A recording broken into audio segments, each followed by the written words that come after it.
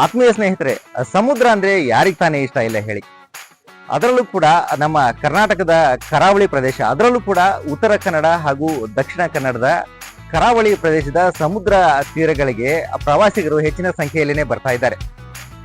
ರಜೆಯ ದಿನಗಳಲ್ಲಿ ತಮ್ಮ ವೀಕೆಂಡ್ಗಳನ್ನ ಕಳೆಯಲು ಈ ರೀತಿಯ ಸಮುದ್ರ ತೀರಗಳನ್ನ ಆಯ್ಕೆ ಮಾಡ್ಕೊಳ್ತಾರೆ. ಆ ಮುಖಾಂತರ ಸ್ನೇಹಿತರು ಕುಟುಂಬದೊಂದಿಗೆ ಬಂದು ಸಮುದ್ರದಲ್ಲಿ ಈಜಾಡಿ ತಮ್ಮ ರಜೆಯನ್ನ ಕಳೀತಾರೆ.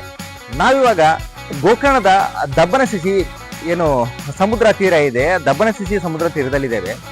ಇಲ್ಲೂ ಕೂಡ ಒಳ್ಳೆಯ ಸಮುದ್ರ ತೀರ ಇದೆ. ಜೊತೆಗೆ ಇಲ್ಲಿ ಮುಖ್ಯವಾಗಿ ನಾವು ನೋಡ್ತಾ ಇರುವಂತದ್ದು, ಇಲ್ಲಿ ಬಂದ್ರೆ ವಸತಿ ವ್ಯವಸ್ಥೆ ಕೂಡ ಚೆನ್ನಾಗಿದೆ.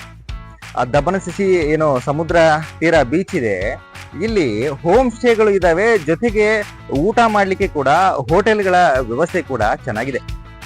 ನಾವೀಗ ನೋಡೋಣ ದಬ್ಬನಶಿಶಿ ಸಮುದ್ರ ತೀರ ಯಾವ ರೀತಿ ಇದೆ, ಇಲ್ಲಿ ವಸತಿ ವ್ಯವಸ್ಥೆ ಯಾವ ರೀತಿ ಇದೆ, ಯಾವ ರೀತಿ ಎಲ್ಲ ಹೋಟೆಲ್ಗಳಿದಾವೆ ಅಂತ. ಬನ್ನಿ ನೋಡೋಣ ಯಾವ ರೀತಿ ಸಮುದ್ರ ತೀರ ಇದೆ, ಹೋಟೆಲ್ಗಳಿದಾವೆ ಅಂತ ನಾವೀಗ ಎಕ್ಸ್ಪ್ಲೋರ್ ಮಾಡ್ತಾ ಹೋಗೋಣ. ನಮ್ಗೆ ಇಲ್ಲಿ ಪ್ರಮುಖವಾಗಿ ಅಂತಂದ್ರೆ ಸಮುದ್ರದ ಮುಂದೆನೆ ಈ ಹೋಮ್ ಸ್ಟೇಗಳಿದಾವೆ.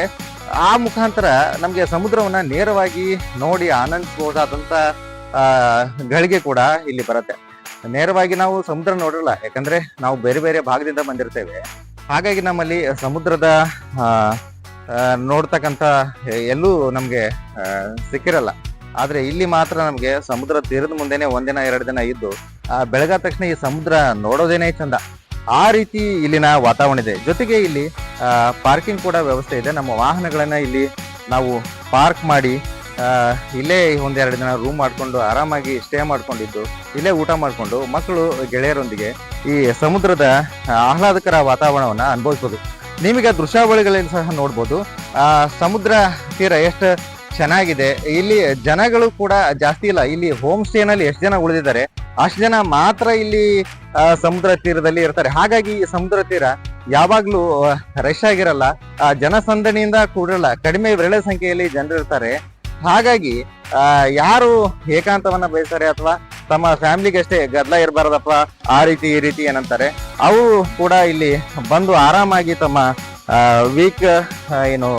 ವೀಕೆಂಡ್ ಡೇಸ್ ನ ಕಳಿಬಹುದು, ರಜೆಯನ್ನ ಕಳಿಬಹುದಾಗಿದೆ.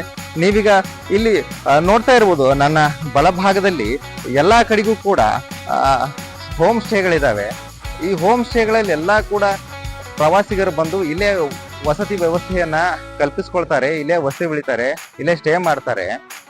ಈ ಕರ್ನಾಟಕ ಭಾಗದಲ್ಲಿ ಮಾತ್ರ ಅಲ್ಲ, ಆಂಧ್ರ ಪ್ರದೇಶ ಮತ್ತು ತೆಲಂಗಾಣ, ಮಹಾರಾಷ್ಟ್ರದಿಂದ ಕೂಡ ಇಲ್ಲಿ ಹೆಚ್ಚಿನ ಸಂಖ್ಯೆಯ ಪ್ರವಾಸಿಗರು ಆಗಮಿಸಿ ತಮ್ಮ ವೀಕೆಂಡ್ ಡೇಸ್ ನ ಎಂಜಾಯ್ ಮಾಡ್ತಾರೆ.